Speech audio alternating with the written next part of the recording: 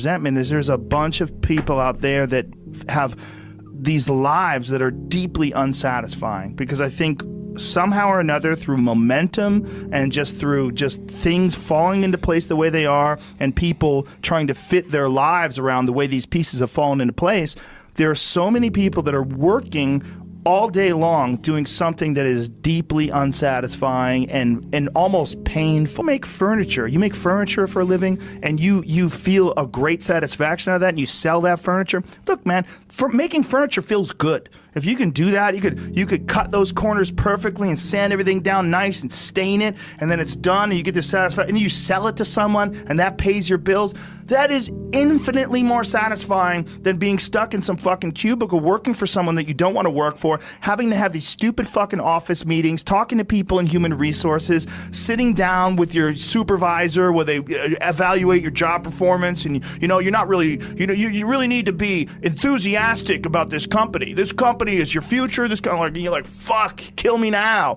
There's a lot of people out there that would way rather do something else, and I hope they understand that they can. Everybody's got these stupid barriers they put in their own head. You got to resist those goddamn things, because they don't do you any good, and they certainly define the potential for your future in a negative way that's not self-serving, and it's not even real. You put this artificial ceiling on the potential for what you're doing. If you hit a wall, okay, that just means you need to regroup and rethink. It doesn't mean that wall's there, especially when it comes to something like social media or like a podcast, something where you like it less, fix that. Figure out a way to do it. You can do that. And this idea that there's no way to get past the starting block today is just ludicrous. It's crazy. And it's just this poor thinking. And people that are trapped in bad situations, one of the problems is you feel like this is your future. You feel like you're fucked and you can't get out of that. There's no hope. There's no light at the end of the tunnel. There's no rainbow. And if you feel like that, that alone can be incredibly defining and limiting. But if you look at yourself objectively and say, okay, I kind of am fucked here. I'm in credit card debt. I'm working in a shitty job. I don't like what I'm doing, but I have some ideas. I need to feed those fucking ideas. I need to feed them and water them, and I need to set aside a certain amount of time every day to just try to make those things happen. You can do that. Wondering why other people's success, or wondering why other people are successful, is the refuge of losers. Wondering why other people are successful. Like, who gives a fuck? You can say you think it sucks, but to spend time wondering why someone is successful and hating on someone being successful, it doesn't do any good. It's like, what is that old expression that jealousy is, it's a poison that does the opposite of its intended? Is that your mind, you have a certain amount of bandwidth. This is why I don't read Instagram comments or Twitter comments or YouTube comments. Like, I don't have any time. If I read them, it's an accident. But to seek them out, like, you have bandwidth.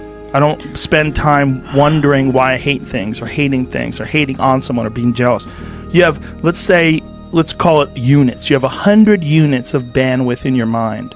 So that means there's 100 units that you can spend on things you care about, or you could let your mind be occupied by some stupid fucking Twitter feud that you're in with some idiot that you don't even know, and you could spend 30% of your Twitter bandwidth or your mind bandwidth on this, and then you only have 70% for the things you love. And then maybe you're involved in some fucking relationship with someone who's an idiot, and you're arguing back and forth with them. Well, there's another 30% that's gone. Now you have 40% left. You have 40% for the things you love instead of 100%. But if you only concentrate on the things you care about that mean something to you, and I think that there's a lot of people out there that think somehow or another you're going to get to some place where you're living in silk sheets and you're getting your toes done while someone's dropping grapes into your mouth. I don't want that. I've never wanted that. That guy's not going to be happy. He's going to be bored. An hour into the grapes, you can get those fucking grapes away from me. Stop painting my toes. What am I doing in this bed? I got to do something. I'm not stimulated. The human organism, the animal that we are, needs constant stimulation because it evolved trying to find food and escape enemies, and find shelter, escape nature, escape the elements, try to survive And this is the great joy that you have in taking care of your children, that you can protect your children from the elements and the enemies and feed them. And it's also the great sadness that you see in losers. When I see a loser, I see some guy who's 43 years old, lives in his parents' basement, and he fucking hates the world. I'm like, that was a baby.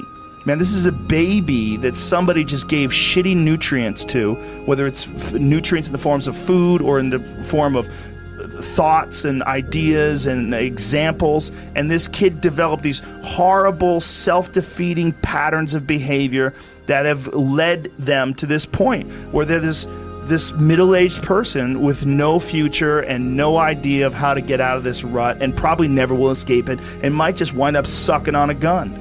You know, I mean, this is the world that we live in today. And I think part of that world is because we have been fed this line of horseshit that you're supposed to seek comfort.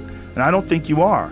I think you're supposed to seek lessons, and you're supposed to seek difficult tasks and accomplishments. And through those things, and through doing things that are hard to do, even if it's just a fucking 90-minute hot yoga class.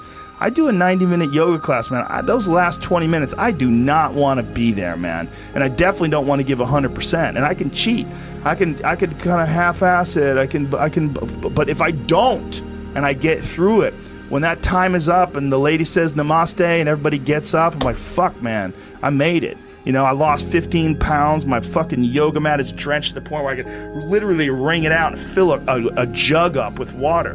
But through that struggle, I will now have a better day.